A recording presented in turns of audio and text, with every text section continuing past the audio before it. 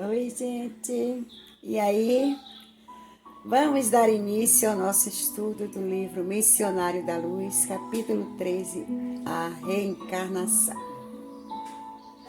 Então, vamos ver como é que acontece esse fenômeno?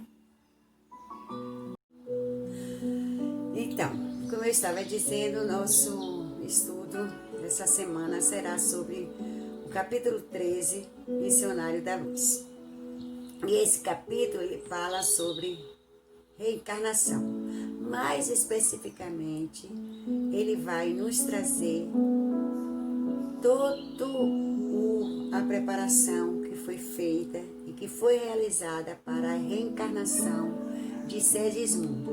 Então, no capítulo 12, a gente viu, no capítulo da preparação de experiências, que Alexandre foi procurado por Herculano para ajudá-lo no propósito de fazer a aproximação entre Adelino e Segismundo, porque eles estavam com dificuldade para fazer esta aproximação. Por que isso estava acontecendo? Porque eles, Adelino, Segismundo, Raquel, haviam sido contemporâneos na última reencarnação e a relação deles havia terminado de maneira trágica, né? Então, pelo que a gente viu, estudou,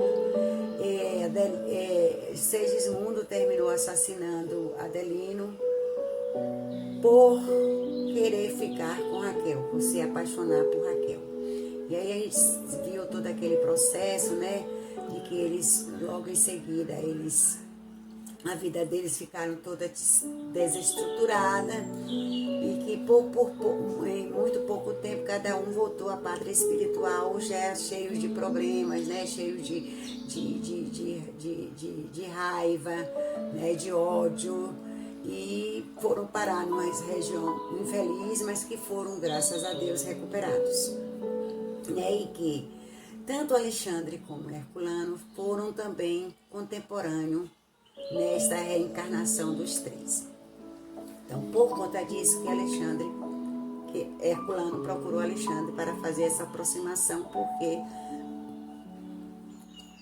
Adelino se sentia, assim, ele repelia Segismundo, né? Porque a doutrina nos explica que quando os espíritos eles têm alguma pendência, esse ódio, essa pendência, ele vai além da morte, né? Então, mesmo que Adelino tenha na espiritualidade se comprometido a voltar e a receber Segismundo como filho, ao retornar a gente tem o véu do esquecimento. E ele não se lembrava de modo algum deste fato, além de que ter aquela repulsa normal que a gente sente pelo inimigo, principalmente aquele que foi o causador de nossa morte. Embora inconscientemente, Adelino via Segismundo, quando este lhe aparecia em sonho, como um inimigo que queria, vamos dizer assim, aniquilar com sua vida. Era um fantasma, ele dizia que era um fantasma que provocava nele temor da morte. Mas aí houve toda aquela preparação, como nós vimos no capítulo 12, e agora no capítulo 16 a gente vai ver a conclusão dos fatos. Não é isso? Então, a gente vai, como meu nome, estudar um pouco, né? Sobre o assunto, ver como foi que aconteceu. Então, após toda aquela preparação que André, né, se submeteu lá no Instituto da Reencarnação, lá no nosso lar, ao terminar aquela sua preparação, alguns dias depois, Alexandre foi buscá-lo para que eles viessem até a crosta, até a casa de Adelino e Raquel, para ver como é que estava a família. E aí eles foram, né, levados até lá. E André fala que ao se aproximar da casa, eles foram recebidos por um irmão que lá estava, né? E esse irmão, que no caso era Herculano, né, que já esperava eles, cumprimentou e dirigiu-se, né, falou com o orientador de André, Alexandre. Segismundo veio em minha companhia e espera-nos lá dentro. Então Segismundo também estava presente. Só que ele estava, desculpe, aguardando lá dentro, temeroso, né? Meio que receoso do que iria... Deixa eu beber um pouquinho de água.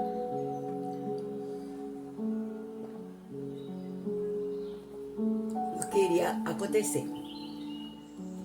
E aí Alexandre e André entraram, e aí lá no canto sentado se encontrava Segismundo, como eu falei anteriormente, né, cabisbaixo. E aí Segismundo se aproximou de Alexandre, né, abraçou, começou a chorar, né, e aí começou a se questionar, né, com Alexandre, que ele estava com medo, e Alexandre falou para ele: acalme-se, meu amigo, quem não terá suas lutas, seus problemas, suas dores? E se todos somos devedores uns dos outros, não será motivo de júbilo e glorificação receber as sublimes possibilidades de resgate e pagamento? Não chore. Nossos irmãos permanecem no jantar. Não devemos perturbá-lo, emitindo forças magnéticas de desalento. E ele continua: tenha coragem. O ensejo próximo é divino para o seu futuro espiritual. Organizemos as coisas, não tenha receio. Então, o que ele estava falando aqui para Segismundo? Que ele não entrasse nesse, vamos dizer assim, nesse pensamento negativo, né? De achar que as coisas não iam dar certo, que de novo ele seria repelido pelo irmão, que ele sentiria, né, aquela repulsa, porque essas energias seriam emanadas para a família, que naquele momento se encontravam reunidas na mesa Adelino, Raquel e o seu filhinho, acho que é Mateus o nome dele, não é isso? Então, que Segismundo se recompôsse, que ele tivesse fé, né? Que ele tivesse pensamentos bons, que ele acreditasse na misericórdia de Deus, que tudo daria certo. E aí eles entraram e à mesa estavam o casal, mais os seus filhinhos, mais o seu filhinho, né, fazendo sua refeição. Adelino havia retornado do trabalho ao meio-dia para o almoço, né, almoçar com a família e depois retornaria. E aí Raquel começa a questionar Adelino, né? Por que ele está tão preocupado, tão sisudo? O que está acontecendo, né? Se os problemas da fábrica não estão indo adiante, né? Se os negócios estavam indo mal, por que ele estava assim?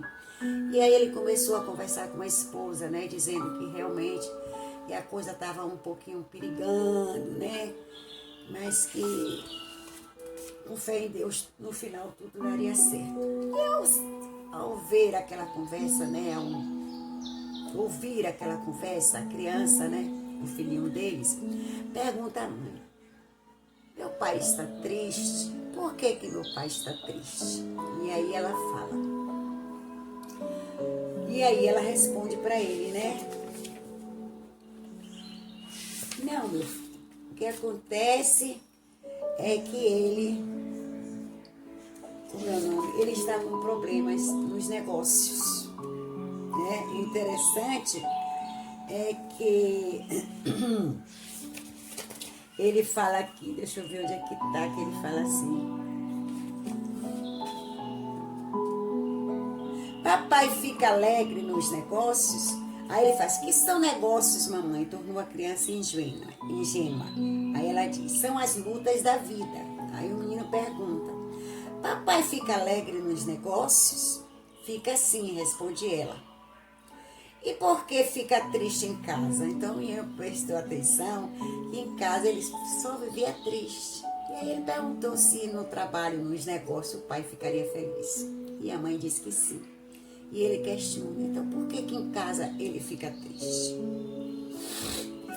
E aí Adelino seguindo, né, ouvindo todo aquele diálogo entre mãe e filho,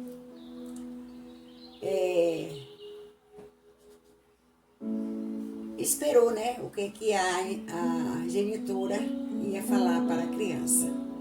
Aí ela disse, na luta de cada dia, Joãozinho, seu pai deve estar contente com todos e não deve ofender a ninguém. Entretanto, o que te parece tristeza é o cansaço do trabalho. Então ela disse para o menino que o que parecia para a criança tristeza, na realidade, não era que ele em casa se sentisse triste, era porque ele estava cansado, porque ele trabalhava demais. Quando ele volta ao lar, traz consigo muitas preocupações. Se na rua deve seu pai mostrar cordialidade e alegria a todos, de modo a não ferir os demais, não acontece o mesmo aqui, no caso em casa, onde se encontra a vontade para refletir nos problemas que o interessam de perto.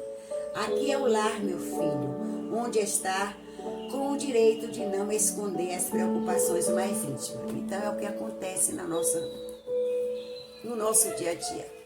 No trabalho nós temos nossas preocupações também. Às vezes nós levamos preocupações de casa, né? De alguma situação que estejamos passando, por algum ente querido que esteja doente. Mas lá a gente disfarça. A gente não pode deixar transparecer a nossa tristeza, as nossas preocupações, porque ali é um local de trabalho. Então nós estamos ali para trabalhar. Já em casa a gente extravassa. A gente já deixa a nossa preocupação mais aflorada, porque a gente não precisa fingir que está tudo bem, né? Até porque o certo é que a gente coloque para as pessoas da casa os problemas que estão acontecendo, para que as pessoas possam ajudar, né? Para que as pessoas mudem a sua maneira de agir, né? Para que as coisas fiquem mais fáceis. Olha, quando eles chegaram, a questão que foi que Alexandre pediu para Segismundo, que ele mudasse a vibração dele.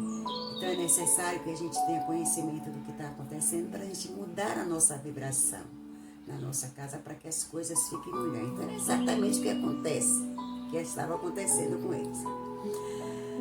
Aí a criança escutou atenta, desviando os olhos do pai e da mãe e tornou. Que pena, né, mãe? Diz, que pena, o pai era feliz no trabalho, mas em casa ele era feliz por conta dos problemas. E aí, ele diz assim, que ideia é essa, Joãozinho? Não me sinto entristecido. Estou, aliás, satisfeitíssimo como no último dia do nosso passeio à serra. Tua mãe explicou muito bem o que se passa. Quando teu pai estiver silencioso, não quer dizer que se encontra desalentado. Por vezes é preciso calar para pensar melhor. Então, ele aqui estava tentando dar uma explicação para o filho, da maneira dele ser tão silencioso e a criança achar que era tristeza. E aí o menino sorri satisfeito, né? Fica satisfeito pela explicação que o pai deu. Quer dizer, corroborando aquilo que a mãe já tinha dito, né? Que no trabalho ele tem que agir de uma forma, porque ele não pode estar ferindo ninguém e nem tratando mal a ninguém. Em casa ele tem mais a liberdade de mostrar exatamente os problemas que acontecem. E aí o menino, por sua vez, não disfarçava o júbilo. É assim que o pai terminou as explicações afetuosas. sempre envolvido nas irradiações magnéticas do instrutor, porque a essa altura o menino estava sendo envolvido por Alexandre, né? Para que levasse aquele diálogo, né? Trouxesse aquele diálogo, vamos dizer assim, aquele tema tão relevante, né? Para que a situação ela se visualizasse, né? As coisas ficassem mais tranquilas, mais calma, mais serena, de forma que todas as dúvidas fossem tiradas. Então, ainda sobre a interferência de Alexandre, o menino diz: papai, por que você não vem rezar de noite comigo? Ele convida o pai para rezar, né?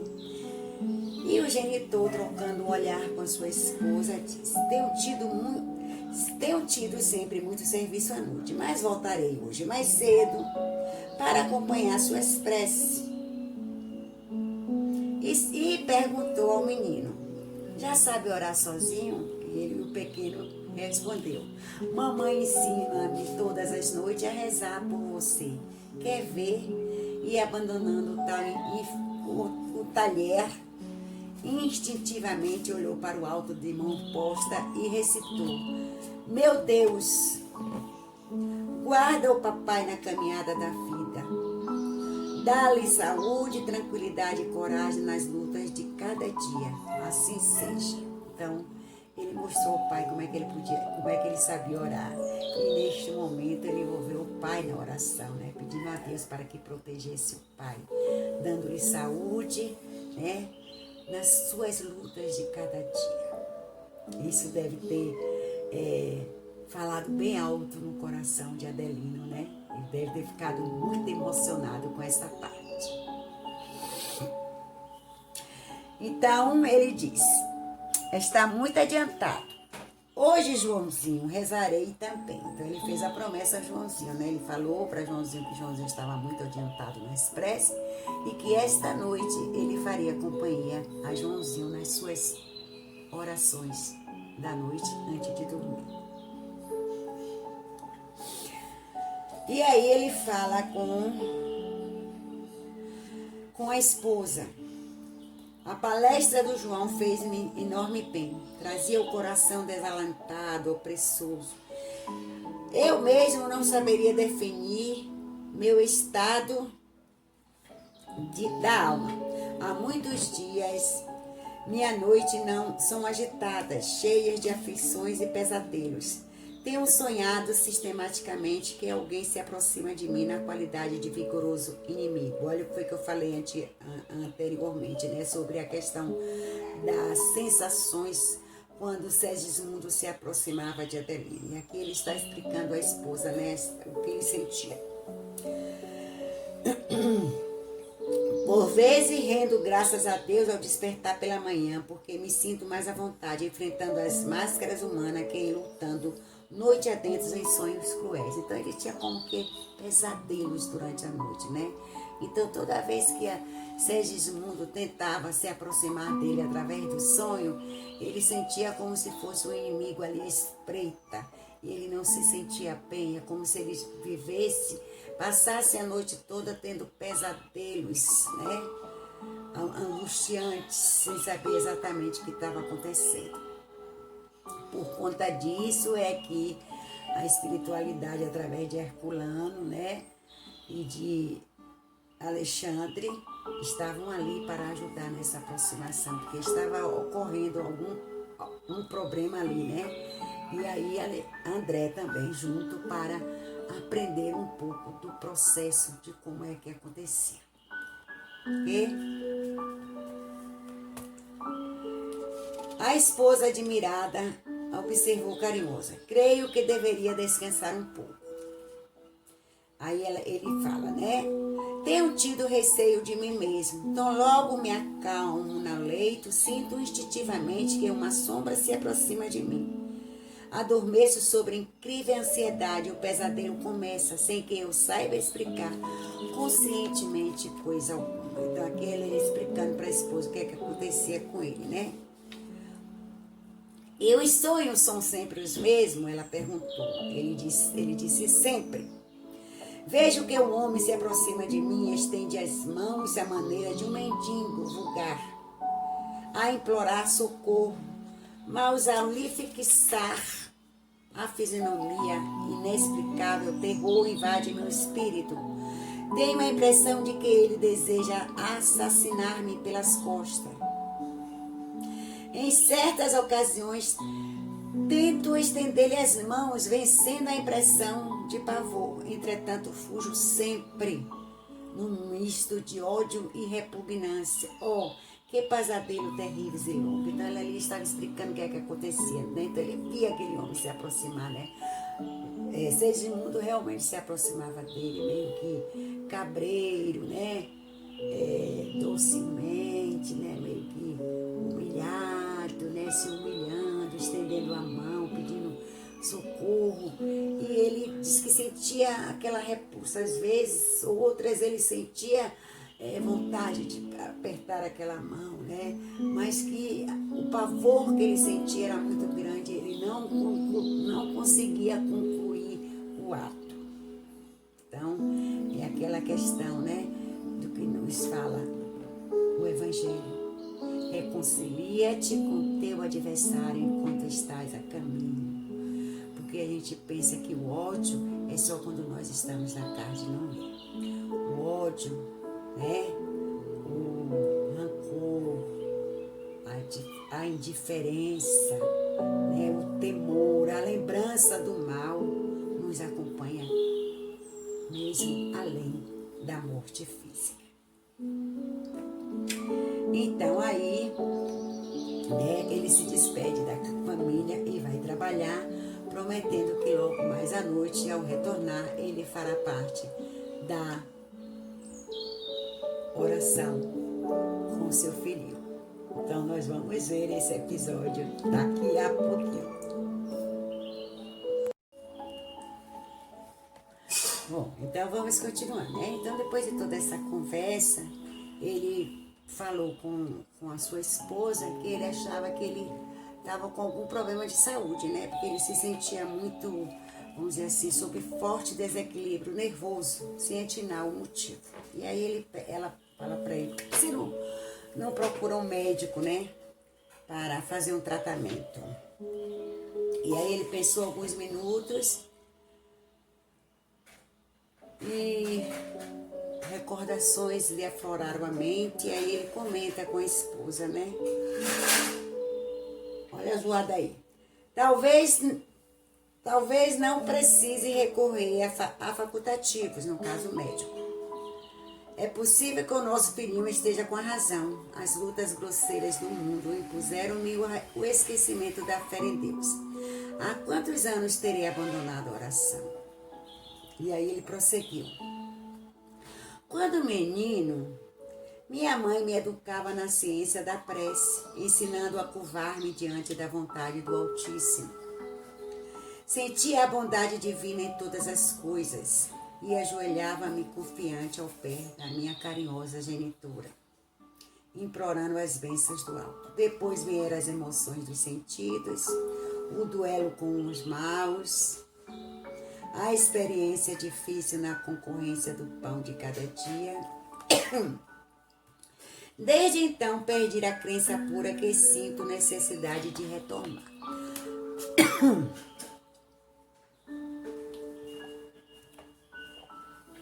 Então, o que acontece, né? Muitas das vezes, as mães, quando têm seus filhos pequenos, elas se preocupam em levá-lo à igreja, né? Seja ela qual for, seja que religião for, né? Ensina a rezar e tudo. Mas depois, quando a criança cresce, que ele vira adulto, e aí ele começa a vivenciar os problemas da vida de adulto e se assumir como adulto, então é normal que ele se afaste, né? Graças a Deus, nem todo mundo é assim, mas uma grande parcela acontece isso. Então ele aqui estava explicando para a esposa, né, que ele achava que não era nenhum problema relacionado à doença não, que precisasse de uma intervenção de médico. Ele ele achava que era mesmo esse abandono, como Joãozinho havia despertado nele esse sentimento de amor, né? Fraterno, de amor ao Pai maior, ao nosso Criador. E aí, ela fala: volte hoje mais cedo para orarmos juntos.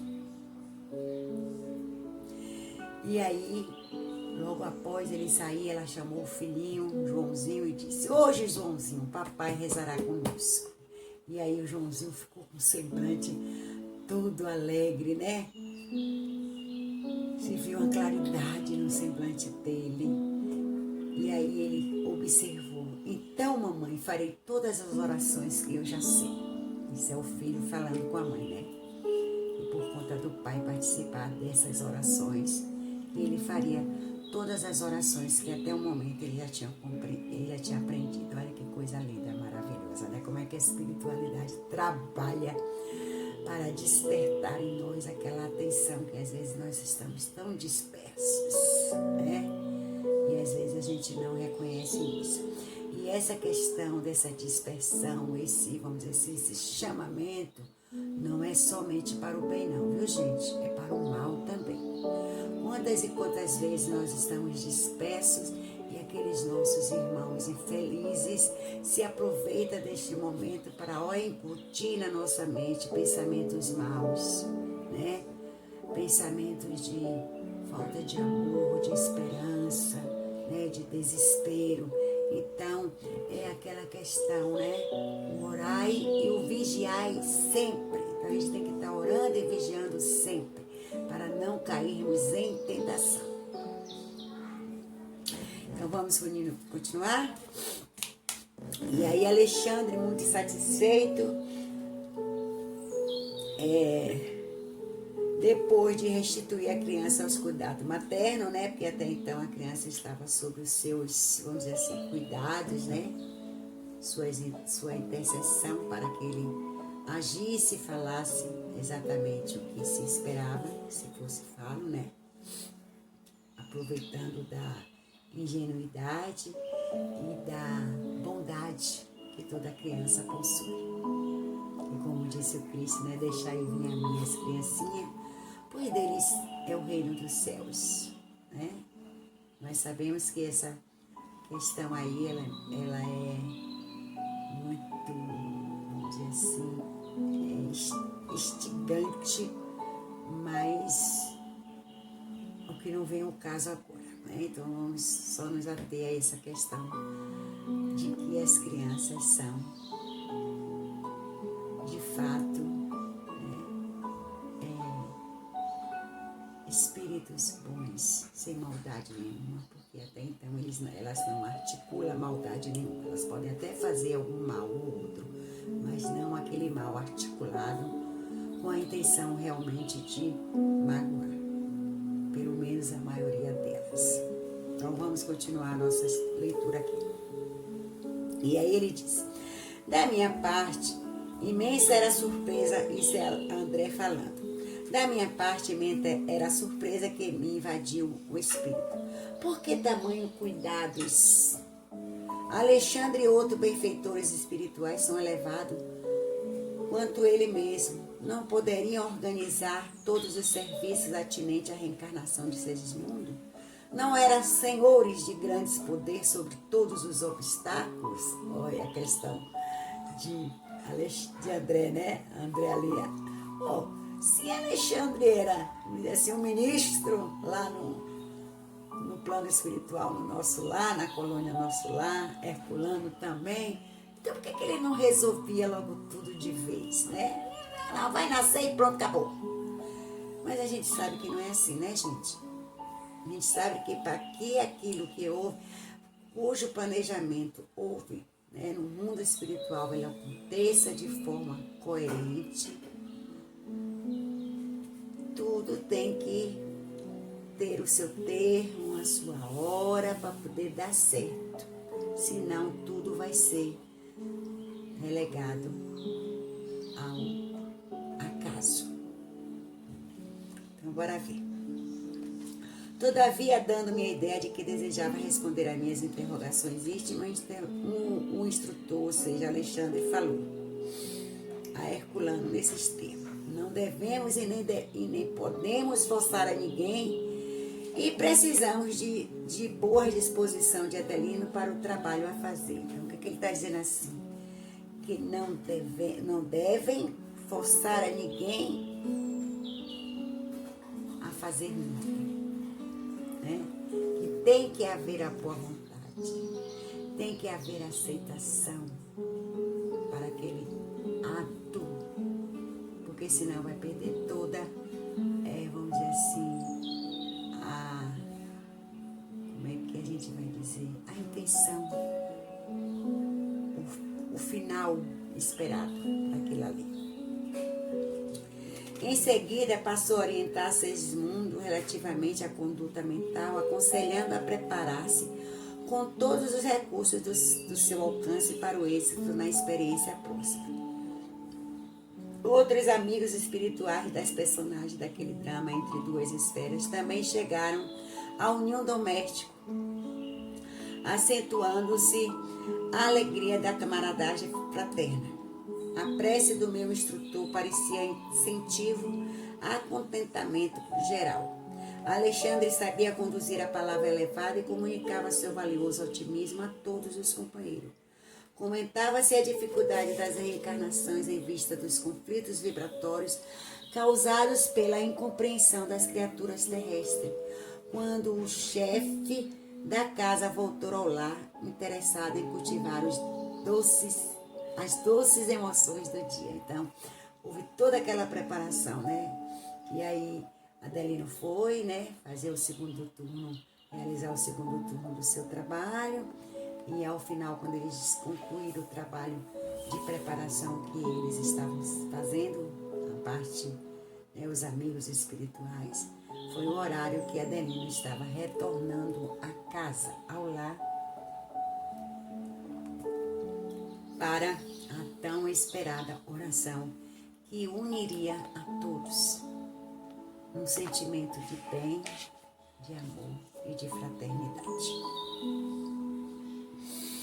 Agradavelmente surpreendidos, a esposa e o filhinho fizeram-lhe muitas festas, né? Conversando de forma confortadora e educativa, né? E aí eles começaram a conversar, ficaram lá, né, intertidos na conversa, até que a mãe, Raquel, né, lembrou ao pequeno a necessidade de recolher-se. Já era tarde que Joãozinho precisava recolher-se para dormir. Recordando a promessa paternal, indagou. Então ele recordando, ele perguntou: papai, sabe o que devemos fazer antes da oração? O chefe da casa sorriu e pediu explicações. O menino, com assombro vivaz, esclareceu: diz mamãe que devemos chamar os mensageiros de Deus para que nos assista. Lembra quando a gente faz a nossa prece de oração antes de começar qualquer trabalho na nossa casa, ou mesmo em nosso lar, ou em qualquer lugar onde estejamos e que vamos fazer um trabalho, né, referente à doutrina, né? Sempre a gente para, ora e conclama os irmãos desencarnados, em especial os mentores da casa, do trabalho, os nossos mentores, para que nos assistam naquele momento. Então é isso que Joãozinho está falando aqui, né? Que eles precisam fazer antes, né? Ele diz ao pai que a mãe fala que ele sempre deve chamar os mensageiros para participarem daquele trabalho. E aí ele: pois bem, chame por eles em nosso favor. E ele falou para Joãozinho, né? Para Joãozinho para chamar os mensageiros. O pequeno pronunciou algumas palavras de convite, de mãos postas, e em seguida encaminharam os três para o aposento íntimo. E aqui eu gostaria de fazer uma ressalva muito grande, que aqui muito importante também, né? Que ele dizia assim: Alexandre, que parecia muito satisfeito com a lembrança espontânea do pequenino, disse-nos então: Estamos convidados a participar das suas mais íntimas orações. Acompanhemos, tá vendo? Então não se esqueça, toda vez que nós convidarmos os nossos irmãos para nos acompanhar nas nossas orações, nos nossos trabalhos, tenham certeza que eles vão aceitar os nossos convites. Ok? Então, que continuemos sempre a fazer isso, nessa lembrança de pedir e ao final de agradecer. Como todos já sabem como é que isso é feito.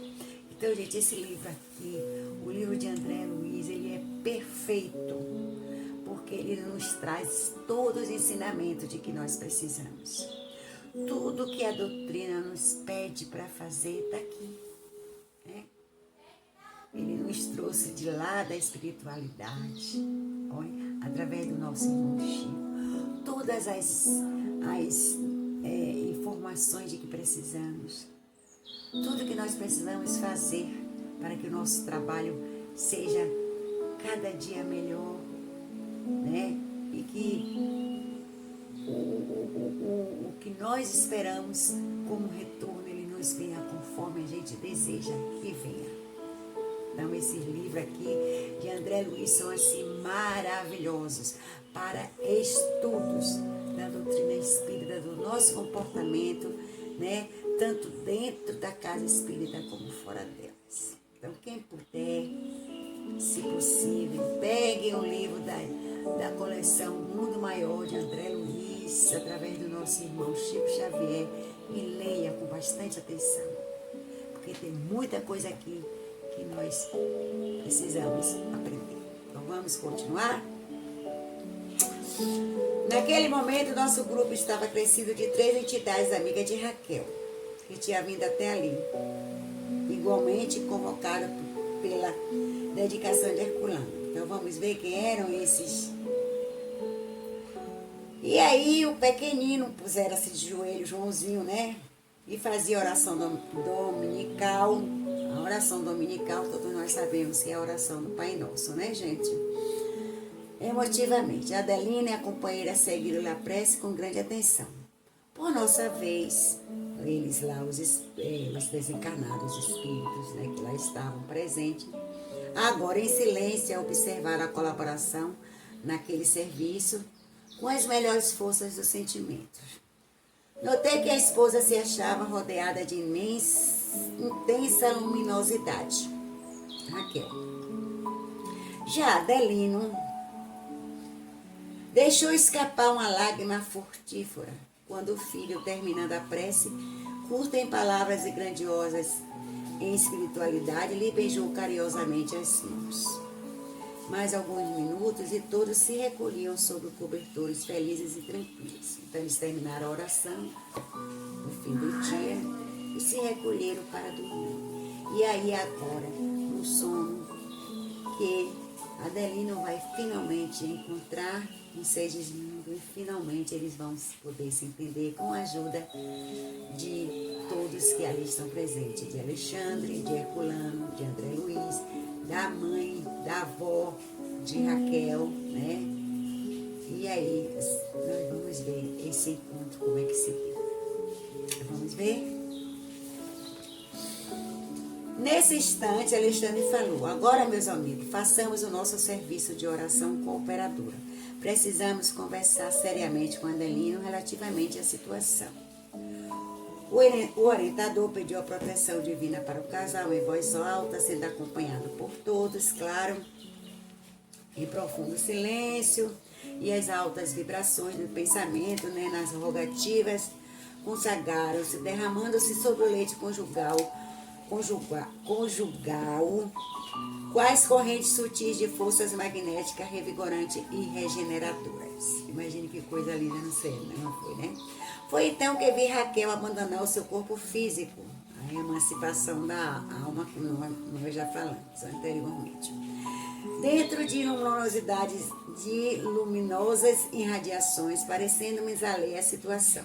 Despreocupada e feliz, abraçou-se com uma das entidades que nos acompanhava, a velha senhora que Alexandre nos apresentara pouco antes, declarando tratar-se da avó materna da dona da casa, de Raquel. A anciã desencarnada convidou a neta a permanecer junto em oração, ao que Raquel aqueceu com visível contentamento. A esposa de Adelino, no caso, Raquel, parecia identificar tão somente a presença da velhinha amorosa, que fixava sem nós o olhar indiferentemente. O que André está falando aqui? Que Raquel, apesar de ser, vamos dizer assim, um espírito iluminado, né? Um pouco iluminado, ela não conseguia visualizar o restante dos espíritos que ali estavam, Alexandre, né, André, Herculano e os outros. Ela só conseguia visualizar a avó dela. Não se surpreenda.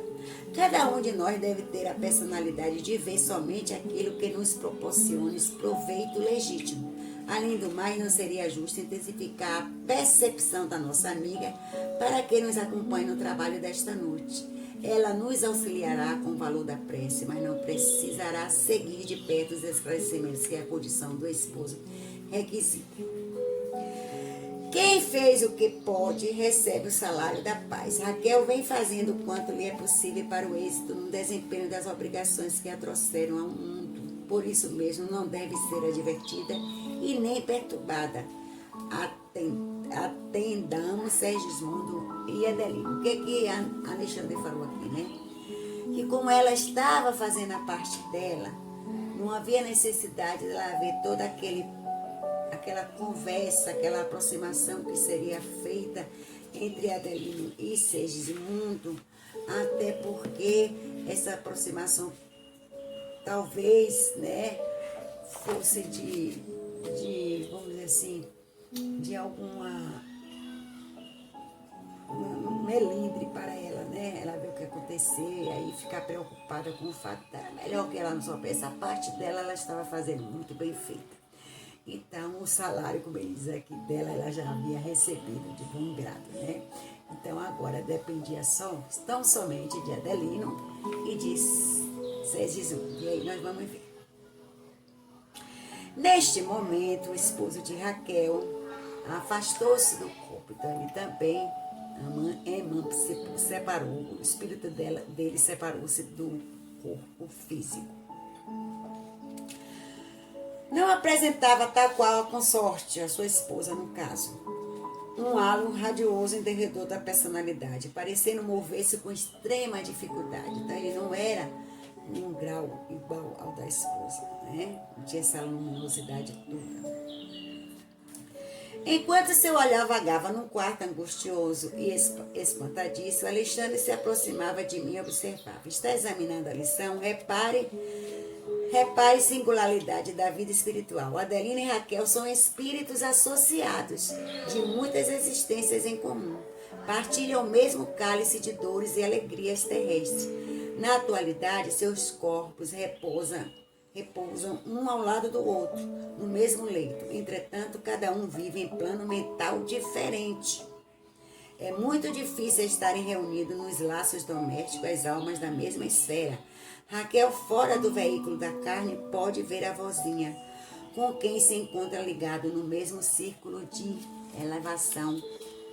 Adelino, porém, somente poderá ver Segismundo, com quem se encontra imatado pela força do ódio que ele deixou imprudentemente desenvolver-se de novo em seu coração.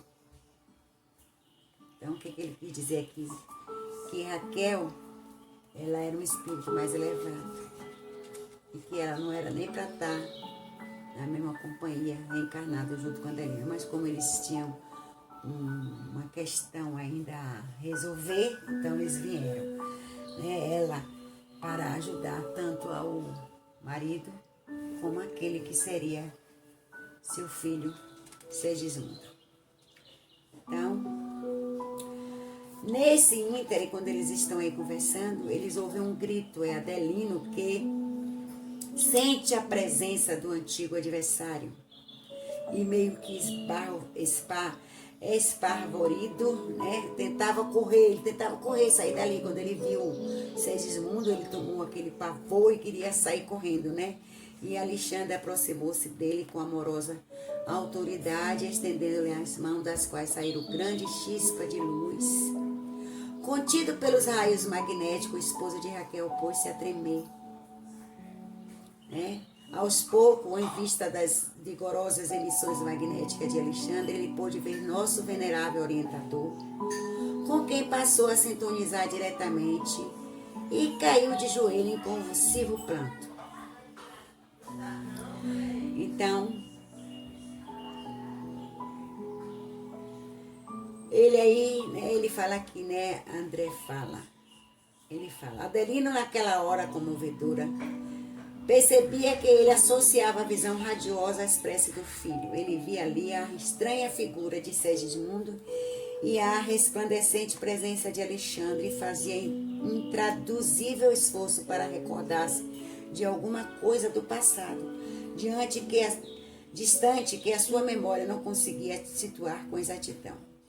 Supôs naturalmente que o nosso mentor devia ser um emissário do céu para salvá-lo dos pesadelos. Ofuscado. E aí ele se abraça, suplicando paz e proteção, a Alexandre. E o bondoso instrutor Alexandre, inicia ele com serenidade de um pai carinhoso e experiente, e exclama, Adelino, guarda a paz que trazemos em nome do Senhor.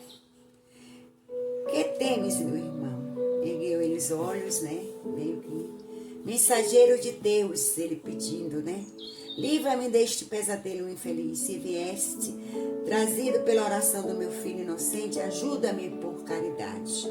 E apontando o pobre meu amigo, continuava, esse fantasma enlouquece-me, sinto-me doente, desventurado.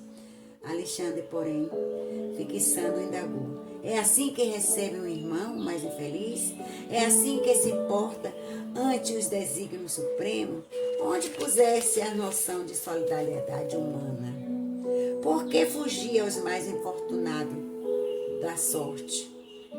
É sempre muito fácil amar os amigos, admirar os bons, compreender os inteligentes, defender os familiares, entornizar as afeições, conservar os que nos estimam, louvar o justo e exaltar os heróis conhecidos. Mas se somos respeitáveis com semelhantes posições íntimas, é preciso reconhecer que elas trazem serviços realizados em nosso processo evolutivo. Nós, porém, meus amigos, ainda não alcançamos a redenção final. Por isso mesmo, a tempestade é nossa benfeitura. Impressionado com as palavras ouvidas pronunciadas, Adelino, em lágrimas copiosas, voltou-se para Segismundo, encarando-o de frente. Alexandre, como se lhe aproveitasse a nova atitude, acrescentou, contempla o pobrezinho que te pede socorro, observa-lhe o estado de humilhação e necessidade. Imagina-te na posição dele e reflete. Não te doeria se alguém fosse indiferente a ti, como está sendo com ele? Se ele perguntando. Não te dilaceraria a alma a crueldade alheia? Se ele também sofresse essa mesma crueldade? Estimaria que alguém te classificasse de fantasma, tão só pelas tuas demonstrações de sofrimento? Adelino, meu amigo, abre as portas do coração aos que te procuram em nome do nosso poderoso Pai. Então é aqui Alexandre falando para ele, como é que pode,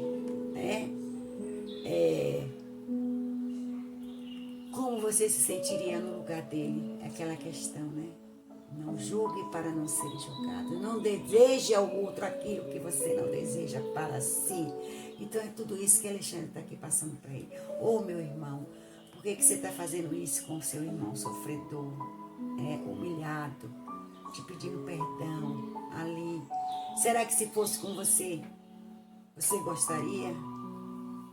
Você aceitaria? Você seria grato? Então é isso que Alexandre está falando aqui para ele. E aí Adelino voltou-se qual criança medrosa e fixando o mentor generoso falou, mensageiros dos céus, tenho medo, muito medo. Algo existe entre este homem de sombra e eu, compelindo minha profunda aversão. Creio que ele esteja roubando minha vida, aniquilar a minha felicidade doméstica, envenenar meu coração para sempre. E aí ele deve. Não deves, aí Alexandre fala, não deves permitir a intromissão de forças negativas e destruidoras no campo íntimo da alma. É sempre possível transformar o mal em bem. Quando há firme disposição da criatura no serviço de fidelidade ao Senhor, considera, meu amigo, as grandes verdades da vida eterna, ainda que este irmão te procurasse na condição de um adversário, ainda que ele te buscasse como inimigo feroz, deveria abrir-lhe o espírito fraternal. Toda reconciliação é difícil quando somos ignorantes na prática do amor. Mas sem a reconciliação humana, jamais seria possível nossa integração gloriosa com a divindade. E aí, Adelino continuando a chorar, e o irmão, nosso benfeitor de André Luiz, fala: não chore, equilibra o coração e aproveita a sagrada oportunidade. E aí ele de novo pede humildemente: auxilia-me pelo amor de Deus. Pede a Alexandre que auxilie ele neste momento tão crucial da sua vida, né?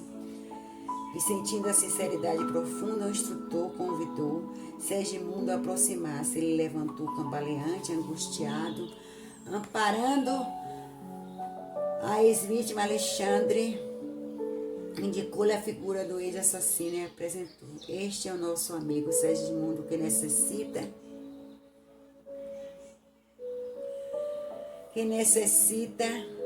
da sua ajuda, da sua cooperação. E aí Segismundo pede perdão a ele, né? Perdoe, meu irmão. O Senhor recompensar-lhe-á pelo bem que me faz. E o marido de Raquel diz: disponha de mim, serei seu amigo. Finalmente ele aceita, né? E aí Alexandre fala: o perdão dado por Adelino foi sincero. As sombras espessas do ódio foram efetivamente dispersadas. Louvado seja Deus. O perdão, então, Alexandre abraçou as duas almas reconciliadas e, com ternura, em seguida, recomendou ao esposo de Raquel que descansasse da luta. Né? Então, ele se deitou, voltou ao seu corpo, deitando ao lado da sua esposa e foram dormir. Né? Então, ao se retirar, Alexandre, satisfeito, comentou paternalmente: com o auxílio de Jesus, a tarefa foi executada com êxito. E fixando Segismundo, acrescentou: creio que na próxima semana poderá iniciar o seu serviço definitivo de reencarnação. Acompanhando-nos com carinho. Então, gente, o que nós vimos foi o quê?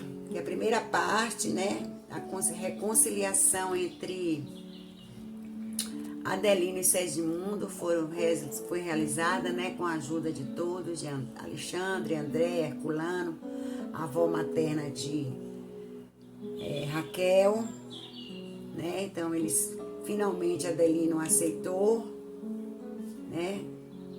A aproximação de Segismundo, né?